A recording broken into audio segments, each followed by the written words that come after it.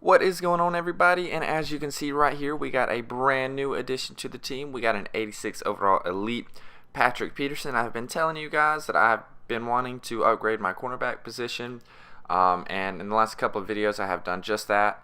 So now we have three elite cornerbacks. We've got Stephon Gilmore at the 1, Patrick Peterson at the 2, and Butler at the 3 in the slot. He'll be my nickel cornerback, and I feel like I'll be able to stop the pass a lot better now if I can just get into good play calls and if I just put myself in a good position. But right now we're in the playoffs, and it looks like our opponent has a slightly better team than us. He's got the John Elway quarterback, and he's got the Style Master free safety, who is actually really crazy good and crazy fast. And you'll see in a little while I say that. But on the first play, he just chucks it up deep.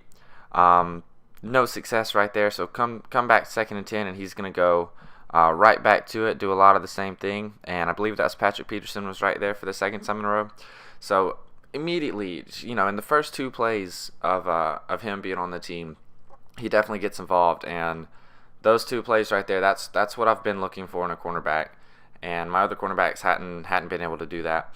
The reason I got Patrick Peterson and Stephon Gilmore is because they're both, I think 6'2" with 91 speed. They're either 6'2" with 91 speed or 6'1" with 92 speed. But those are good height and good speed for the cornerbacks that I can afford. And right here on 4th and 8, I go to an underneath route, and he stops me, and just like that, he's got the ball on his side of the field, and he runs a toss play. And he runs a second toss play. And he runs a third toss play.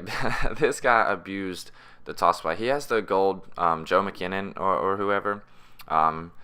Really great player, actually. A lot of people use him. He's kind of like a Dre Archer.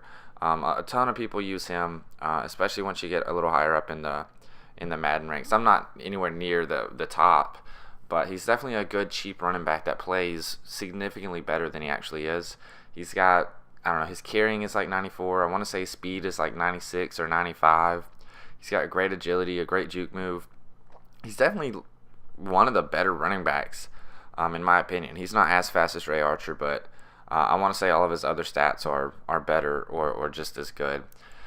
But we're down 7-0 right here, and we're just going to chuck it up deep. And this is what I'm talking about. Look how much ground that safety covered. Thankfully, he lands on top of me and rolls out of bounds, so he doesn't actually get the interception. But that could have been very bad. But my opponent, a little later on, is going to start sending a blitz that I had never seen before. It's the 4-3 under B gap blitz, and this is the first time I had ever seen it. So I'm going to look silly like on this play right here, not knowing how to block it. And I just throw right at him right there. I got lucky he didn't intercept it. But once he realizes I didn't know how to block it, he sends it over and over and over. And I was trying to slide protect, block running backs, do all this, do all that. But unfortunately, I never figured out how to do it the right way. In a gameplay later, I think it's actually tomorrow's video, I go up against someone that does the same thing. But since then, I've actually learned how to defend that and block it. And luckily, he drops that long pass. I say luckily because the very next play he goes all the way down to like the 10-yard line. He gets to the 11. But yeah, that 4-3 B gap blitz is a pain in the butt if you don't know how to block it. And it actually ends up completely shutting me down this entire game, as he's already got a 14-0 lead. Still in the first half.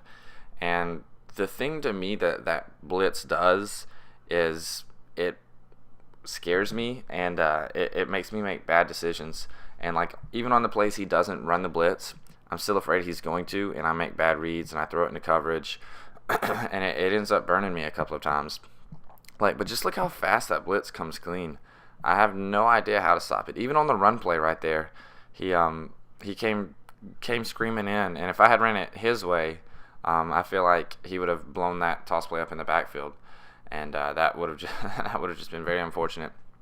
But he's got 35 seconds left.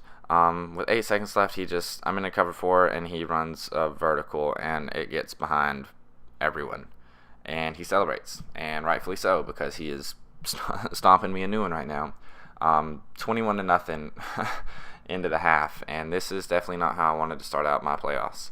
It's going to be very hard to advance and win the Super Bowl, putting yourself down 21 points in the first half. But right here, he just calls a good blitz. It comes clean, and there's nothing I could have really done about that. Right there, I block a running back, and he still gets the block shed on the running back, and so that was just unfortunate. And right there, the read was bad, but the throw was worse, so I'm basically just handing him the game now, giving him the ball at the 14-yard line, already with a 21-0 lead. And he's just going to run it, and he's going to throw it, but Butler is there to intercept it. And that's exactly why I have him in the slot. He's probably the better zone quarterback of the three that I've got, but he just doesn't have the height or speed that Peterson or Gilmore have. So I just like to keep him underneath so where he can read and react and play the ball. And it's actually paid off a great deal. He's made several big plays for me, and I appreciate it. I almost sold him when I was getting Gilmore and Peterson because I didn't figure I'd need more than 2 elite cornerbacks, but keeping him right there has definitely paid off, and I definitely recommend having him as your number 3 because he can play the underneath and outside zones significantly better than he can play the deep zones.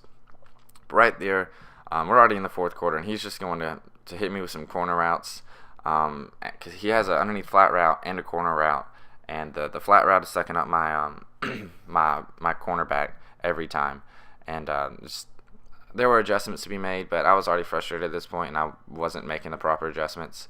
You see right there, he's got the flat route, and right there, Peterson just dives right past the guy laying on the ground and doesn't touch him, so he's able to get up. But thankfully, we tag him before he can go anywhere. But yeah, this guy's not having any difficulties coming down the field.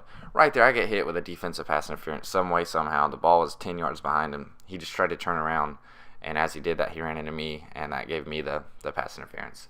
But with under 2 minutes left, I'm down 28-0. I'm sure you guys can tell I'm not going to come back and win this game. I wish that wasn't the case. I wish there was some way I came back and was able to win. But it definitely doesn't look like that's going to happen. As Gurley is able to actually pick up a nice little chunk of yardage, and I'm kind of just over it at this point. As you can tell, I'm just running the ball, trying to get out of the game.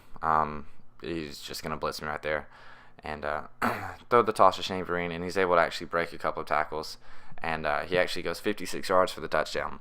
So with 30 seconds left in the game, I avoid the shutout, and I'm okay with that.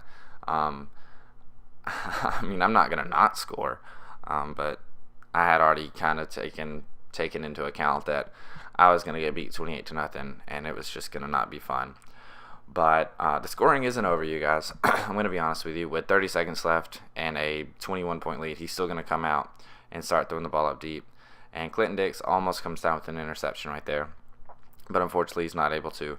But on the very next play, he finds a wide open vertical route, and he's going to go 79 yards. But he's going to celebrate a lot between now and then as I just straight up miss a dive, and he's just going to fall into the end zone. But this game was rough. He ends up winning 35-7, as you can tell, after he goes for the onside kick. But God, that was the most frustrating game I've played. And of course, I come out and try to throw one deep, but he's able to get the interception. And luckily, I'm able to tackle him as time has already expired. But this game was just very frustrating. Since then, I've learned how to pick up that blitz, and I feel more confident that I would have been able to play this guy a lot better. But that's the end of the video, you guys. I'll be having more videos posted tomorrow and every day like I have been for the past week or two. But I hope you guys enjoyed it, and I will see you next time. Peace.